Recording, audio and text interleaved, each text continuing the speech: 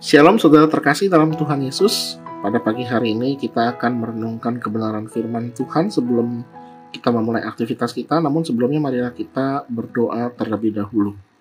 Mari kita berdoa. Terima kasih Tuhan, kami diberikan kesempatan untuk bangun di pagi hari ini, dan pada saat ini kami akan merenungkan kebenaran firman-Mu. Kiranya Roh Kudus menerangi hati dan pikiran kami agar kami dapat mengerti kebenaran firman Tuhan. Terima kasih Tuhan, dalam nama Tuhan Yesus kami berdoa. Amin.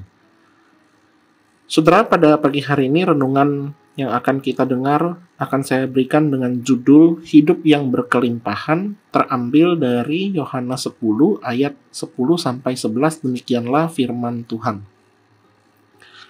Pencuri datang hanya untuk mencuri dan membunuh dan membinasakan. Aku datang supaya mereka mempunyai hidup dan mempunyainya dalam segala kelimpahan. Akulah gembala yang baik. Gembala yang baik memberikan nyawanya bagi domba-dombanya. Sedemikian jauh pembacaan firman Tuhan, mari kita merenungkannya. Saudara, di padang gurun yang luas di Timur Tengah, para gembala itu biasanya menghabiskan waktu berjam-jam menggiring domba dari satu tempat ke tempat yang lain. Di tengah panasnya terik matahari dan dinginnya malam, gembala itu tetap menjaga kawanan domba itu dengan penuh perhatian. Nah, salah satu hal yang menarik adalah bagaimana domba-domba itu bisa mengenali suara gembalanya di antara suara yang lain.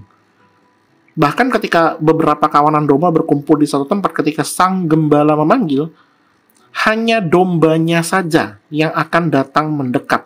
Domba-domba milik gembala lain itu tidak akan datang. Jadi ada hubungan unik antara domba dan juga gembala. Sebuah hubungan yang penuh kepercayaan, di mana domba percaya akan perlindungan dari sang gembala. Nah, ini adalah gambaran yang indah yang Yesus pakai ketika menyatakan dirinya sebagai gembala yang baik. Ketika Tuhan Yesus berbicara tentang pencuri dan juga gembala, Ia sedang menggambarkan perbedaan antara mereka yang datang untuk merusak dan juga menghancurkan, dengan Tuhan Yesus yang datang untuk membawa kehidupan. Nah, bagi para pendengar pada saat itu, ilustrasi ini sangat relevan. Mereka mengerti bahaya yang mengancam domba-domba itu di padang gurun. Ada serigala, penyamun, pencuri, dan juga bahaya bencana alam lainnya. Nah, Tuhan Yesus ingin menekankan bahwa di tengah dunia yang penuh ancaman dan juga kehancuran, hanya Dialah satu-satunya gembala yang sejati, yang datang bukan hanya untuk menjaga, tetapi juga memberikan kehidupan yang penuh dengan kelimpahan. Nah, kata pencuri dalam bahasa aslinya itu berarti seseorang yang mengambil dengan penuh tipu daya. Nah, ini menggambarkan iblis dan juga setiap kuasa jahat yang datang untuk menghancurkan kehidupan manusia. Sebaliknya, Yesus datang untuk memberikan hidup, menunjukkan bahwa ini adalah hidup yang sejati, hidup yang penuh dengan kepenuhan, hidup yang abadi. Nah, frasa hidup yang berkelimpahan itu artinya melebihi ukuran, yang meluap-luap. Nah, ini bukan sekedar hidup yang bertahan, hidup yang begitu-gitu aja, tapi hidup yang penuh dengan makna, hidup yang penuh dengan sukacita di dalam Tuhan Yesus. Tuhan Yesus tidak hanya berjanji untuk menjaga, tetapi juga untuk memenuhi setiap aspek di dalam kehidupan kita dengan kebaikan dan juga dengan berkat-Nya. Nah, saudara, sebelum ayat ini, Yohanes 10 ayat 1-9 itu berbicara tentang Yesus sebagai pintu bagi domba-dombanya. Hanya melalui Dia, domba-domba itu bisa menemukan keselamatan dan menemukan yang namanya perlindungan. Di pasal berikutnya, Yohanes 11, Yesus menunjukkan kuasanya atas maut dengan membangkitkan Lazarus. Ini adalah bukti nyata bahwa Yesus itu bukan sekedar gembala yang menjaga, tapi gembala yang memiliki kuasa penuh atas hidup dan juga mati.